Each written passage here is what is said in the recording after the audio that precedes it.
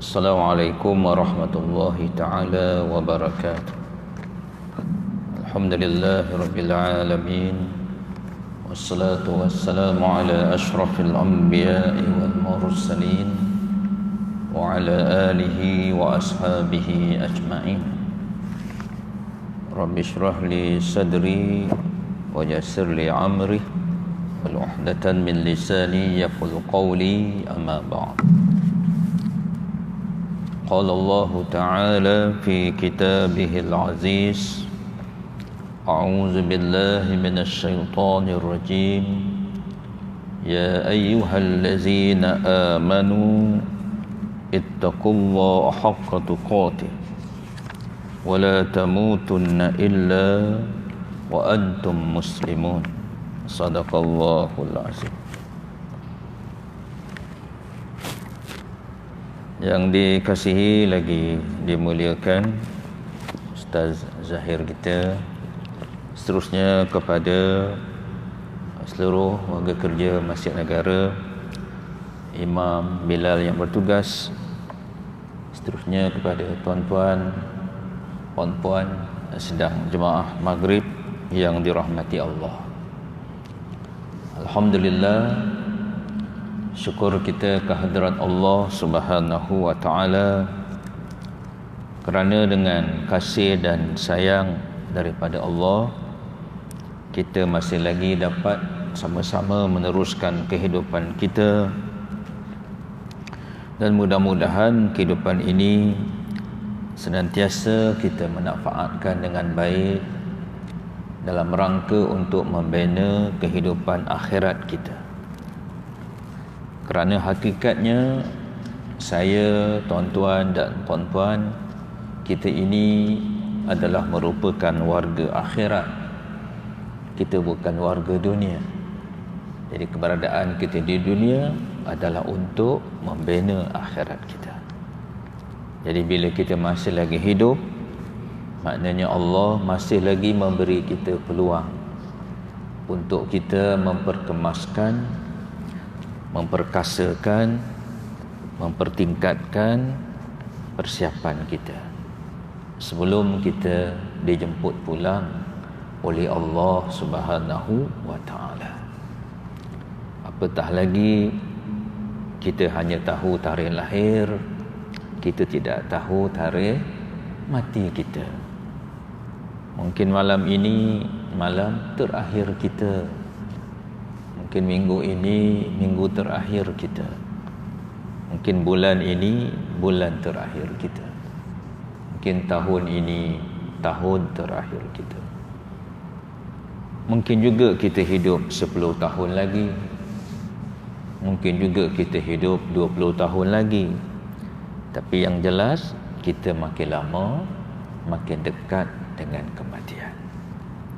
Satu hari pasti akan datang dalam kehidupan kita, di mana akhirnya kita nantinya akan dimandikan orang, kita akan dikafankan orang, kita akan disembahyangkan orang, kita akan diusung ke tanah perkuburan, kita akan ditinggalkan di dalam tanah bersendirian.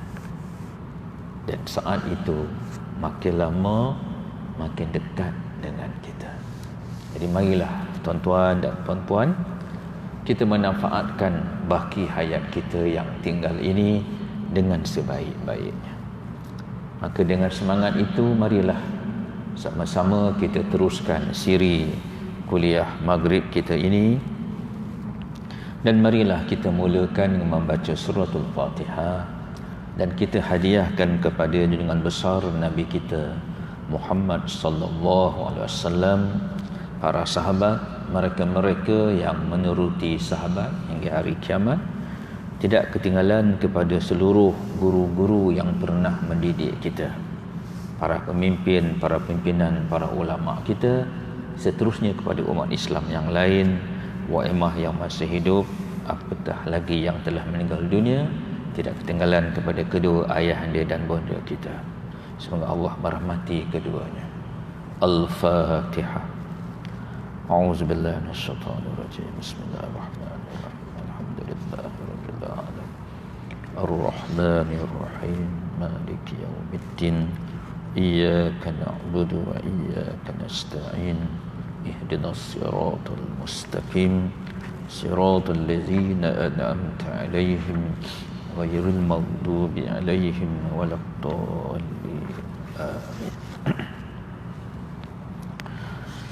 Alhamdulillah, tuan-tuan dan puan-puan, kita masih lagi dalam membicarakan pengajian kita melalui kitab Qul Hazihi Sabili ini yang telah ditulis oleh Al-Muhaddis Profesor Dr. Said Muhammad Ibn Alawi Al-Maliki Al-Hasani, dan kita masih lagi membicarakan tentang tajuk besarnya, itu perkara-perkara yang menyelamatkan. Dan pada pertemuan kita yang terakhir, bila saya semak balik dalam Facebook live Masjid Negara, maka tajuk yang terakhir telah kita sentuh adalah tentang bersabar dengan ujian. Jadi pada malam ni kita akan sambung sedikit lagi dalam membicarakan tentang sabar dengan ujian. Orang mukmin amat berhajat kepada kesabaran ketika didatangi bermacam-macam bala seperti bencana, musibah dan kesusahan, supaya dia tidak mengeluh atau berkeluh kesah apabila ditimpa bala tersebut. Bahkan dia akan bersikap tenang, tidak merasa tertekan atau terhimpit, dan tidak mengadu kepada makhluk, tetapi dia kembali merujuk kepada Allah dengan penuh khusyuk dan khudu'.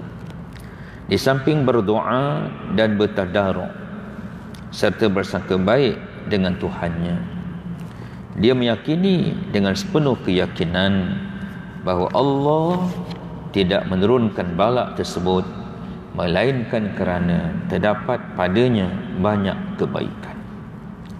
Di antara kebaikannya adalah untuk meninggikan lagi darjatnya di sisi Tuhannya, menambah kebajikannya dan menghapuskan dosa dan kejahatannya. Perkara ini telah disebut dalam khabar-khabar yang masyhur dan banyak. Baik, mari sama-sama kita lihat apa yang boleh kita angkat ke permukaan daripada manik-manik mutiara, ungkapan, tulisan yang telah dinukilkan oleh pengarang melalui kitab ini berkaitan dengan tajuk ini. Pertama, kata pengarang, orang mukmin amat berhajat kepada kesabaran. Jadi kita lihat ulama-ulama kita ini, tuan-tuan, bila dia menulis, setiap perkataan itu tentu ada maksudnya, tentu ada tujuannya, bukan suka-suka diletakkan, kan? Jadi bila pengarang mengatakan orang mukmin, mengapa tidak orang Islam, kan? Jadi orang mukmin amat berhajat kepada kesabaran. Sebab bila disebut orang mukmin, maknanya orang yang yakin kepada Allah. Dan antara perkara asas dalam keyakinan, dalam akidah, dalam iman ini, kita believe, kita yakin bahawa tidak ada sesuatu apa pun yang berlaku secara kebetulan. Semua perkara berlaku mengikut pentadbiran, kudrat dan iradat Allah. Ini asas. Bila kita kata kita beriman, antara prinsip asas yang kita kena letakkan, kemas-kemas dalam hati kita, dalam minda kita, dalam jiwa kita, iaitu tidak ada apa-apa yang berlaku secara kebetulan. Semua perkara berlaku mengikut pentadbiran, kudrat dan iradat Allah. Jadi pengarang menegaskan orang mukmin amat berhajat kepada kesabaran. Bila ketika didatangi bermacam bala. Bila didatangkan bala seperti bencana, musibah dan kesusahan, sebab dia tahu itu tidak berlaku secara kebetulan. Kita tuan-tuan baru saja dan masih lagi, kita harap kita sekarang di hujung-hujung lah proses, tak boleh mudah-mudahan Allah tamatkan apa yang sedang berlaku. Kita dah berapa bulan dalam keadaan diserang oleh wabak COVID-19 ini kan, satu dunia. Kita lihat tuan-tuan, kita tak boleh salat berjemaah di masjid, kita tak boleh bertarawih, tak boleh sembahyang raya hari itu dan sebagainya. Semuanya menyebabkan kita rasa sedih, tak boleh keluar rumah, duduk. Dan alhamdulillah sekarang masya-Allah kita beransur-ansur dipulihkan oleh Allah. Jadi sebagai orang beriman, kita melihat ini dengan kacamata iman. Tidak ada apa-apa yang berlaku secara kebetulan. Semuanya berlaku mengikut kehendak Allah. Jadi ianya akan menyebabkan kita tenang. Kita tidak berkeluh kesah. Kita tidak berkeluh kesah. Tuan-tuan, ada yang kita lihat terpaksa diberhentikan kerja, ada yang kerana gara-gara COVID-19 ini kita lihat asbab itu menyebabkan kehidupannya 180 darjah, 300 darjah tuan-tuan bertukar, daripada hidup yang baik, hidup yang tenang, ada makan minum yang selesa, tiba-tiba Allah tarik. Dalam keadaan akhirnya duit simpanan mereka makin sedikit, yuran anak kena bayar, kereta kena bayar, rumah kena bayar dan sebagainya. Akhirnya saya tertekan. Tapi kalau kita tidak balik kepada punca, balik kepada keyakinan yang betul, iman yang benar, kita mudah stres, kita akan tension, kan? Sebab itu orang beriman, kata pengarang, amat berhajat kepada kesabaran ini. Apatah lagi sewaktu bila diuji dengan berbagai bentuk bencana, musibah, kesusahan, supaya dia tidak mengeluh. Ini supaya dia tidak mengeluh atau berkeluh kesah apabila timpa balak tersebut, supaya dia tidak mengeluh, supaya dia tidak berkeluh kesah. Klimaknya apa tuan-tuan? Akhirnya ada orang kita lihat sanggup melakukan berbagai perkara sehingga sanggup membunuh diri, tuan-tuan. Dia terlalu stres, tension, kan? Tapi orang beriman tidak sepatutnya berlaku begitu. Ada berlaku perceraian, isteri rasa tension, suami rasa tertekan, rumah tangga jadi tegang, sebab gara-gara kesusahan, kepayahan, kemiskinan yang menghimpit dan sebagainya. Jadi kalau kita kembali kepada asas tadi, tidak ada apa-apa berlaku secara kebetulan, semua perkara berlaku mengikut kehendak Allah, maka kita akan dalam keadaan tenang, kita dalam keadaan sabar, dan kita tidak akan berkeluh kesah. Bahkan dia akan bersikap tenang, tidak merasa tekan atau terhimpit, dan tidak mengadu kepada makhluk.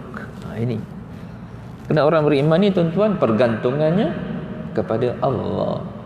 Kul huwallahu ahad, Allahu samad.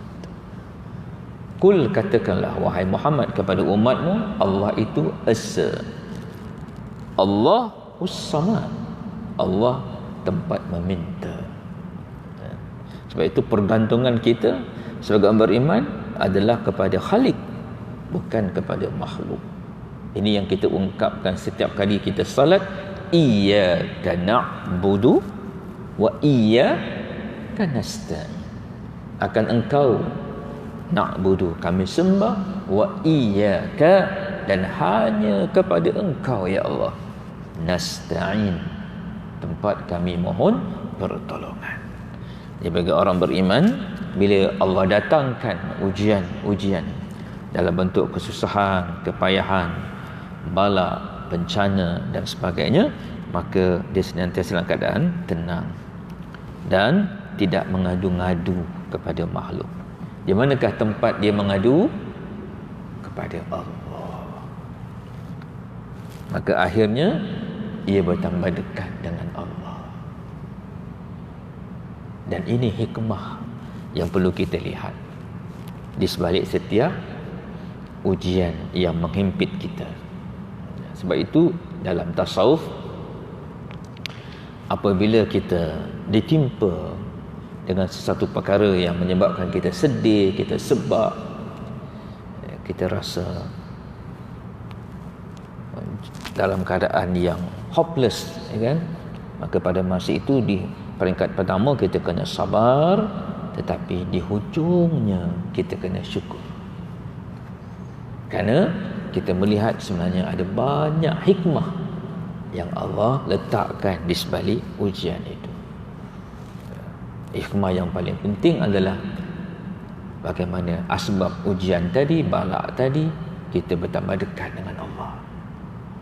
Asbab kita sakit, asbab kita terhimpit, rasa susah, kita akhirnya mengadu pada Allah. Bukan kita ada kekuatan akhirnya untuk bangun malam, untuk kita menangis bila kita berdoa, menafikan kepandaian kita, menafikan kebolehan kita, menafikan kebagusan kita, dan akhirnya kita bertambah dekat dengan Allah. Sebab itu ujian ini akhirnya meningkatkan maqam kita, darjat kita, dan menghapuskan dosa kita bila kita redha dengan apa yang telah Allah anugerahkan itu. Dia tidak melihat dengan kacamata yang negatif, dia melihat dengan kacamata yang positif. Akhirnya saya sedang tenang, bahagia, tidak berkeluh kesah, tidak mengadu-ngadu kepada makhluk. Allahu Akbar. Tetapi dia kembali merujuk kepada Allah, kan? Sentiasa dia akhirnya mendekatkan diri kepada, merujuk kepada Allah. Apatah lagi tuan-tuan, apabila ujian ini, misalnya Sayyidina Ali radhiyallahu anhu, bila dia langgar batu, kakinya sakit, dan dia segera bermuhasabah diri.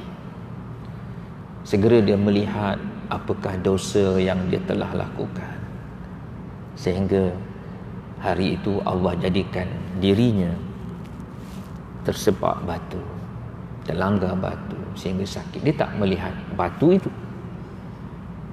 dia tak marah pada batu itu, tapi dia melihat diri dia balik, apakah dosa yang dia telah lakukan.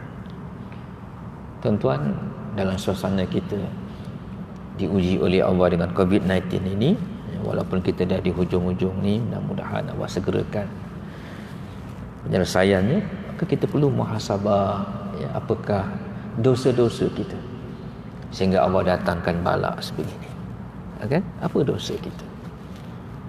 Kita muhasabah, kita segera mohon keampunan daripada Allah, segera minta ampun dengan Allah. Sebab itu kata pengarang, dia akan kembali merujuk kepada Allah dengan penuh khusyuk dan khudu'. Di samping berdoa dan bertadaruk, bila kita dalam keadaan sedih, dalam keadaan tertekan, dalam keadaan rasa terhimpit, tuan-tuan, ya? So, iman mengajar kita untuk melihat Allah, untuk memandang kepada Allah.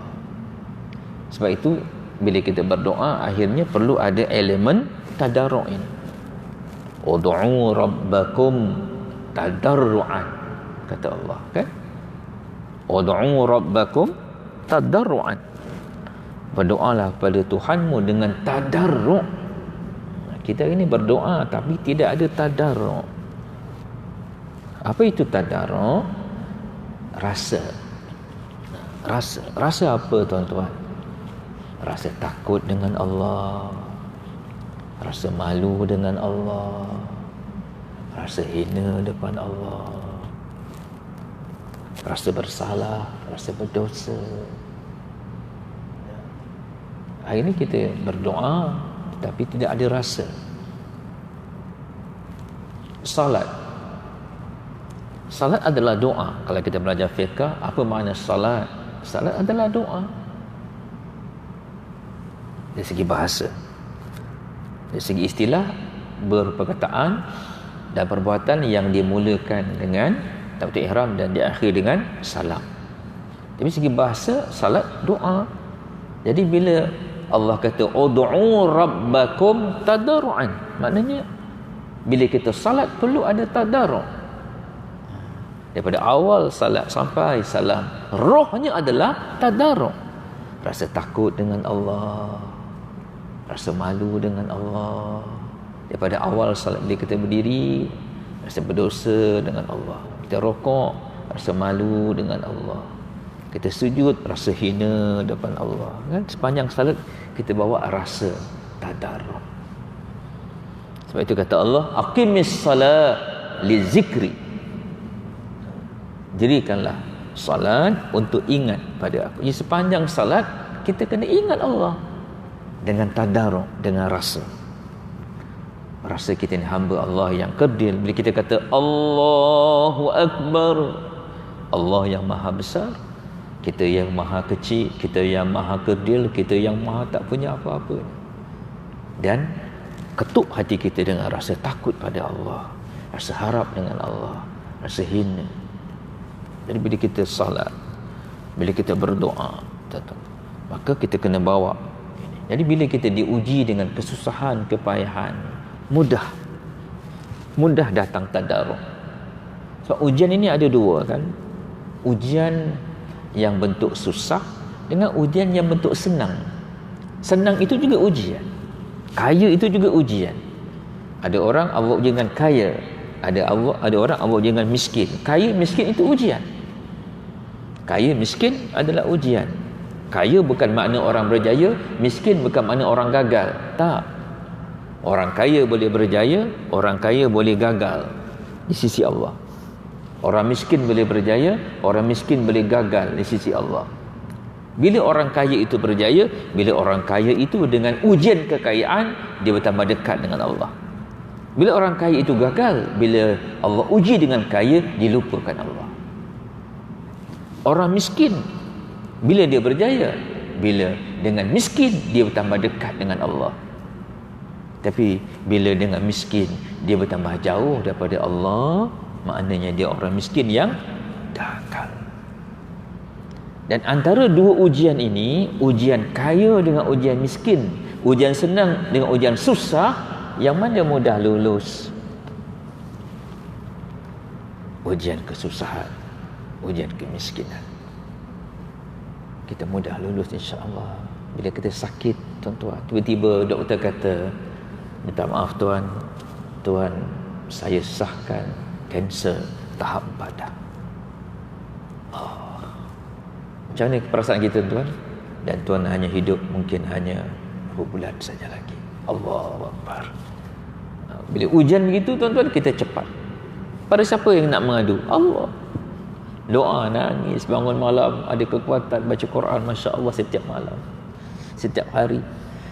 Kita jaga amal, bersedekah, apa yang boleh kita buat, kita usah. Allahu Akbar. Tapi ujian kesenangan, biasanya orang mudah lupa. Bila diuji dengan kesenangan, kemewahan, ya, orang mudah lupa.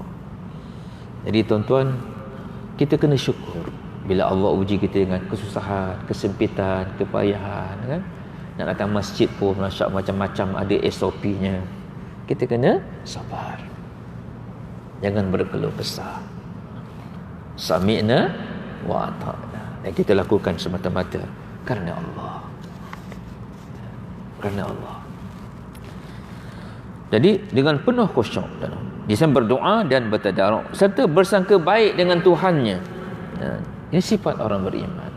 Apa saja yang berlaku, senantiasa dia bersangka baik dengan Tuhan. Tuan-tuan, hakikatnya apa yang berlaku ke atas kita, apa yang berlaku ke atas keluarga kita, apa yang berlaku kepada anak-anak kita, apa yang berlaku kepada kampung halaman, taman, negeri, negara kita, dunia kita ini, ianya adalah merupakan cerita Allah. Ianya merupakan cerita tentang Allah, tentang Dia yang Maha Berkuasa. yang mampu untuk buat apa saja. Sebab itu sebagai orang beriman, kita kena nampak Allah dalam segala-galanya. Balik pada prinsip asas tadi, tidak ada apa-apa yang berlaku secara kebetulan. Wujudnya kita, zahirnya kita, kan? Dalam keadaan kita sekarang ini tidak berlaku secara kebetulan. Beradanya kita di Masjid Negara pada malam ni bukan berlaku kebetulan, tuan-tuan. Bukan berlaku secara kebetulan. Jadi ini penting untuk kita letakkan dalam kehidupan kita. Bersangka baik dengan Allah.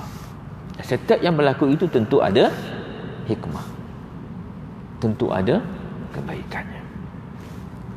Jadi akhirnya kita lihat orang-orang ini, bila asbab iman apa saja berlaku, dia tidak mudah melatah, tidak mudah dia berkeluh kesah,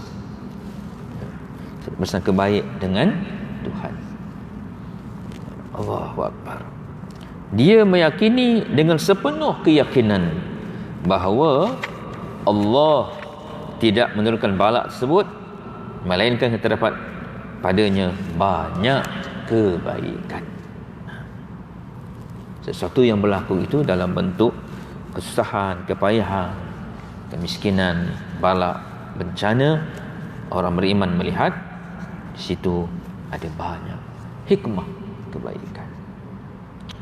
Sebab itu tuan-tuan, pasak utama iman ni adalah ihsan. Ihsan. Mahwa ihsan? Bila Nabi tanya, ya Rasulullah, apa itu ihsan? Kata Nabi, ihsan itu anta budallah ka'annaka tarahu fa illam takun tarahu fa innahu yaraka. Ihsan itu kamu nampak Allah, kamu beribadat, kamu salat, kamu lakukan apa sih kebaikan, dalam keadaan kamu musyahadah, nampak Allah. Fa illam takun fa innahu yaraka. Kalau kamu tak mampu, kamu rasa Allah melihat kamu. Jadi perkara yang pertama tadi, iman itu menuntut musyahadah dalam kehidupan ini. Orang beriman bila tengok langit, dia ada musyahadah. Maksudnya dia nampak Allah. Nampak Allah, bukan zat Allah, kan? Bukan nampak zat Allah, tapi sifat Allah. Sifat yang mana? Sifat kudrat, iradat, ilmu, hayat, sama, basar, qalam. 7 sifat ma'ani itu. Bila kita lihat langit, maka kita sepatutnya melihat Allah, melihat sifat Allah, kudrat Allah yang maha berkuasa telah menjadikan langit itu tanpa ada tiang satu pun di bawahnya. Masjid Negara yang tersergam ini, tuan-tuan, kita berada di bawah. Kita lihat bumbung yang besar ini, ada berapa banyak tiang ini. Kalau tidak, roboh. Tapi Allah jadikan langit di atas kita, tuan-tuan. Tak ada satu tiang pun. Maka bila kita lihat langit, maka perlu ada elemen musyahadah. Nampak Allah, nampak hebatnya Allah, agungnya Allah, kuatnya Allah, perkasanya Allah, bijaknya Allah. Allahu Akbar. Apa saja yang kita lalui dalam kehidupan kita, langit itu besar, terbentang luas, hatta benda yang kecil yang berlaku dalam kehidupan kita. Kereta kita rosak, kita sakit, anak kita meninggal dunia, isteri yang kita sayang meninggal dunia, ya. Tiba-tiba saja kita dapat surat diberhentikan daripada kerja. Apa saja dalam kehidupan kita ni, tuan-tuan, kita kena lihat dengan kacamata iman, tidak berkeluh kesah, ya.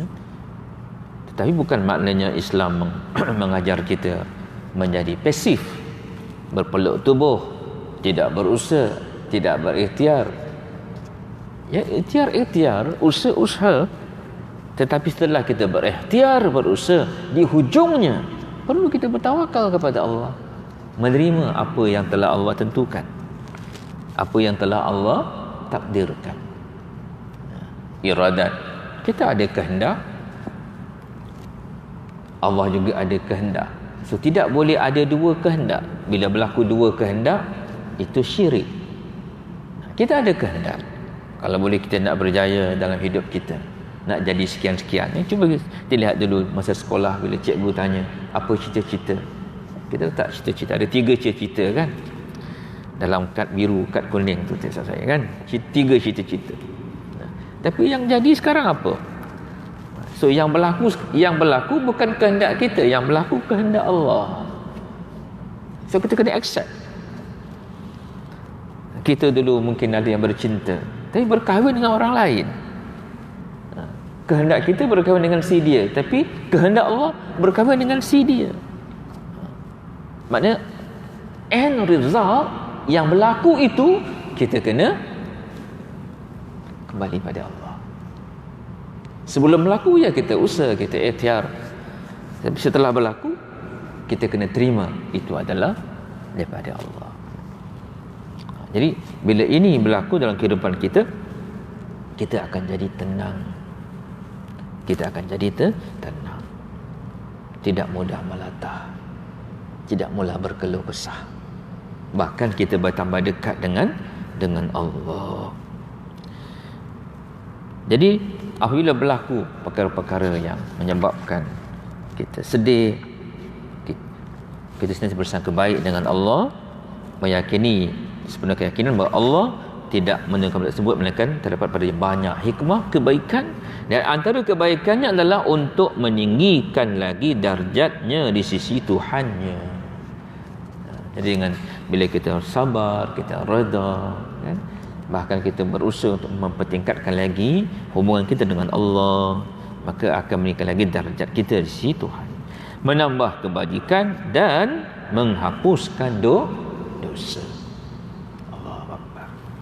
Bentar lagi bila kita iringkan dengan taubat, dengan istighfar. Sebab orang-orang beriman yakin bahawa sesuatu perkara yang berlaku itu adalah untuk kifarah dosa.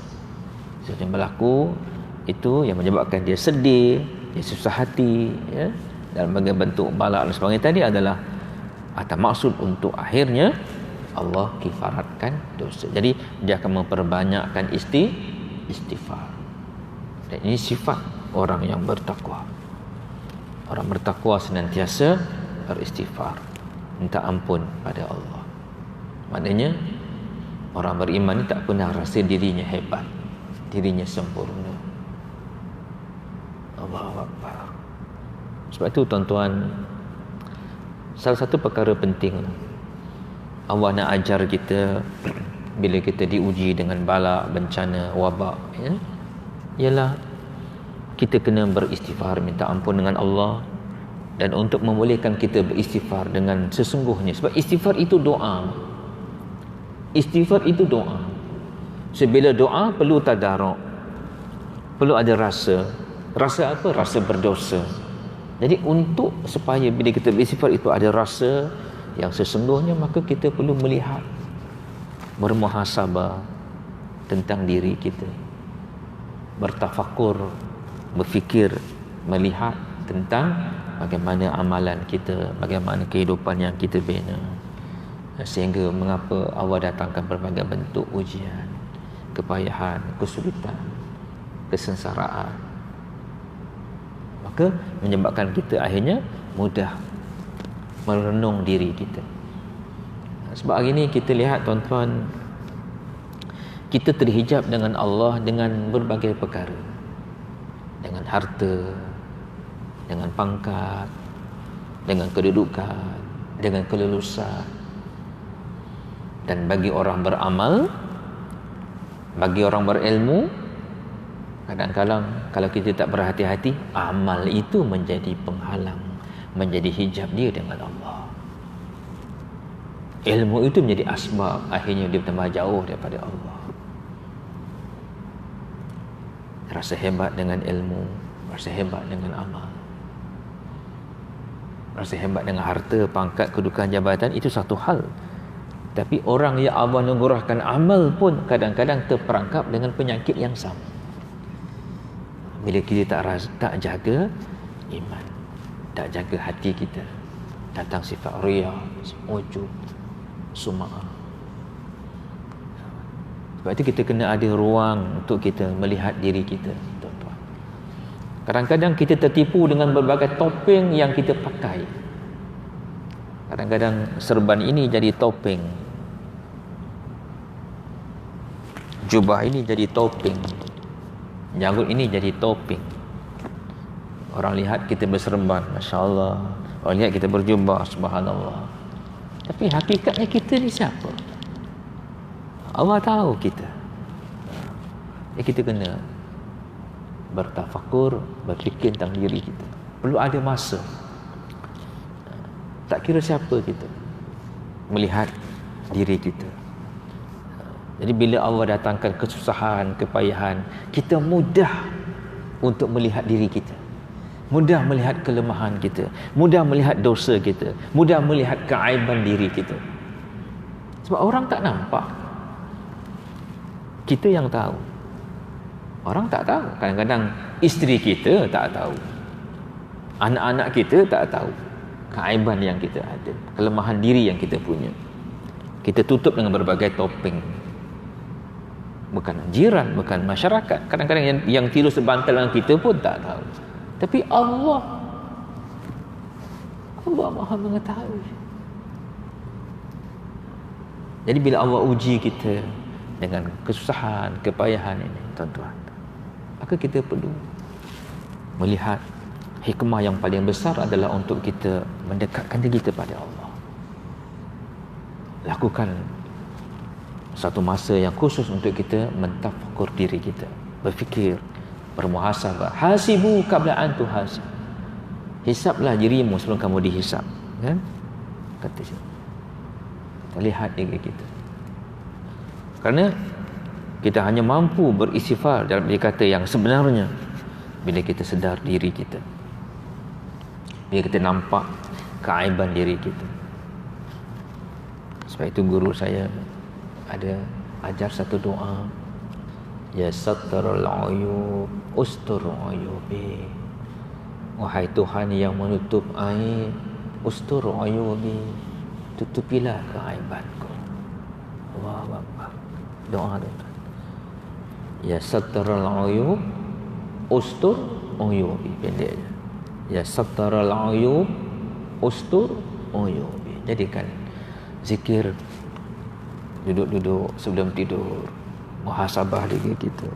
Wahai Tuhan yang menutup aib, tutupilah keaiban. Sebab kita ni banyak keaiban yang Allah tahu dan kita juga tahu. Jadi sebab itu kita penting, tuan-tuan, untuk melihat segala kesusahan, kepayahan yang datang ini ada hikmah yang sangat besar. Dan antara yang paling penting untuk menambahkan dekatnya kita kepada Allah Subhanahu wa taala. Sehingga akhirnya kita mudah tenang, tidak berkeluh kesah, kita mudah sabar, bahkan kita bergembira dengan apa yang Allah anugerahkan. Sebab itu sabar ini peringkat asas. Tetapi peringkat tertinggi dalam sabar adalah syukur. Bila kita diberi nikmat oleh Allah, asasnya syukur. Yang tertinggi adalah sabar. Bila Allah uji kita, tiba-tiba Allah beri kita pangkat, tiba-tiba kawan kita telefon, kawan lama kita telefon, beritahu dia ada satu bisnes nak share dengan kita. Contoh, tuan-tuan, akhirnya kehidupan kita berubah jadi satu orang jutawan. Masya Allah, syukur. Tetapi dalam syukur, kemuncaknya sabar. Maknanya jangan mudah lupa diri, jangan mudah sombong, sabar. Tapi dalam ujian kesusahan, kepayahan, asasnya sabar, kemuncaknya syukur. Syukur. Orang mukmin juga amat berhajat kepada kesabaran ketika melakukan amal ketaatan, agar dia tidak merasa malas untuk terus melakukannya. Sebab itu Imam Al-Ghazali itu sebenarnya kitab ini saya lihat banyak sandarannya, banyak kesamaannya dengan kitab Imam Al-Ghazali, Ihya Ulumuddin dan sebagainya. Jadi Imam Ghazali menegaskan bahawa sabar ini bukan hanya dalam bentuk bila diuji kesusahan kepayahan, tapi sabar juga dalam amal. Sabar juga perlu dalam taat. Sabar juga perlu dalam usaha untuk kita membina akhirat. Kita perlu sabar. Sebab itu, supaya kita boleh sabar, kita perlu ada program. Kita perlu ada program. Tak boleh beramal ikut mood. Hari nak baca Quran lah, baca Quran. Lepas tu seminggu tak baca Quran. Hari ni rasa nak bangun malam lah, kuncilah jam. Lepas tu sebulan tak bangun malam. Kan? Jadi untuk sabar dalam taat, kita kena ada program. Mana kita kena ada jadual. Kita kena ada agenda. What is our daily amal? What is our weekly amal? What is our monthly amal? Setelah kita set, kita sabar mengistiqamahkan. Sebab itu kita kena urus mati kita dengan baik. Kita hari ni urus hidup, tetapi kita lupa nak urus mati. Macam mana urus mati? Umur kita antara 60 hingga 70. Ambil 70, tolak dengan umur kita sekarang. Saya sekarang 57 tahun. 70 tolak 57, tinggal 13 tahun. Maknanya kalaulah Allah takdirkan umur saya sampai 70, 13 tahun yang tinggal ini, macam mana saya nak susun? Macam mana saya nak jaga amal? So apakah amal harian yang saya nak buat? Amalan mingguan yang saya nak tengok? Amalan bulanan, tahunan yang saya nak istiqamahkan. Setelah kita set, kita sabar dalam mengistiqamahkannya. Ini masalah kita tuan-tuan, kita tak set. Kita beramal ikut mood. Rasa nak baca Quran, kita bacalah Quran. Kan? Rasa nak bangun malam, kita bangun malam. Jadi penting sangat kita wujudkan agenda, program kehidupan kita supaya kita boleh sabar dalam melaksanakannya. Jadi orang mukmin berhajat kesabaran melakukan amal ketaatan agar tidak rasa malas. Sebab bila kita tak ada program, kita mudah akhirnya masa kita lebih banyak depan TV. Masa depan TV lebih lama daripada masa kita baca Quran. Masa kita berzikir itu sikit jika dibandingkan masa kita dengan gadget. Masa kita di kedai mamak dan sebagainya. Sebab kita tak program. Jadi akhirnya yang lara itu mendominasi kehidupan kita. Jadi kita kena untuk datangkan kesabaran, kita perlu ada program. Kerana dalam taat, syaitan senantiasa berusaha untuk mengganggu kita, menipu daya kita tuan-tuan dengan berbagai cara. Jadi orang mukmin sangat perlu kepada kesabaran ketika melakukan amal ketaatan agar tidak merasa malas untuk terus melakukannya dan dapat melakukannya sebagaimana yang diperintahkan Allah. Ini kadang-kadang, jadi tuan-tuan, kita sambung insya-Allah, mudah-mudahan beri kita kekuatan untuk kita dapat sampaikan dan amalkan. Mohon maaf kalau salah silap terkasar bahasa. Semoga kita jumpa lagi tuan-tuan.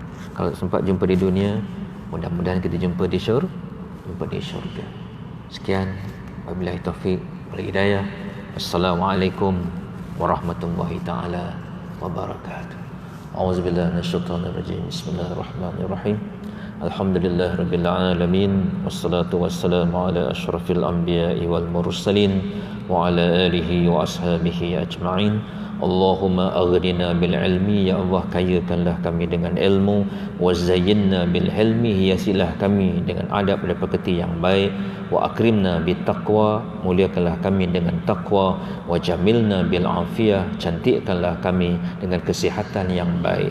Rabbana atina fid dunya hasanah wa fil akhirati hasanah wa qina azaban nar, walhamdulillahirabbil alamin. Sekian, wabillahi taufiq wal hidayah. Assalamualaikum warahmatullahi taala wabarakatuh.